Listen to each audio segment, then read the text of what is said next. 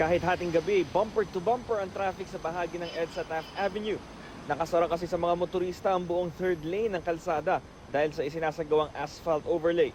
Nakapwesto rin sa paligid ang heavy equipment.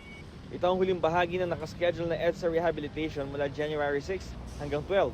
Nauna nang nagsagawa ng asphalt overlay at rotomilling sa iba't ibang bahagi ng EDSA southbound noong mga nakaraang araw.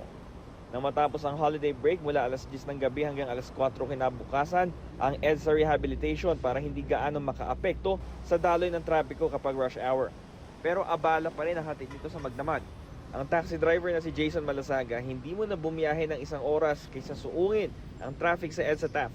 Tiis lang talaga sir kasi para mapaganda rin yung kalsada dito sa EDSA. Pahinga muna sir, dito muna kami sa Hindi niyo muna nilaban, ano? Opo. Sige, sir. Kasi naubos yung gasolina namin sa traffic. Nagpark na lang din muna ang delivery truck na ito kaysa raw matrap sa traffic. Uubos din po, matatapos na naman po yan sir kung sakali. Maya lang po siguro, luluwag na po. Nagano na lang po ako na magpahinga muna po dito kasi manar rin po yung pako, pinapulikat din po.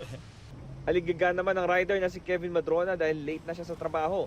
Todo diskarte na lang siya makasingit sa traffic para makalusot. Sobrang ngayon lang po nangyari po ito sir eh. Opo. Paano, may trabaho ka pa? Opo, may trabaho po po eh. Naglakad na lang ang commuter na si Kiari Aves dahil baka abutan daw siya ng siyam-siyam kung maghihintay sa traffic habang nasa jeep. Baka makaabot pa ako bukas. Kaya naglakad na lang ako eh.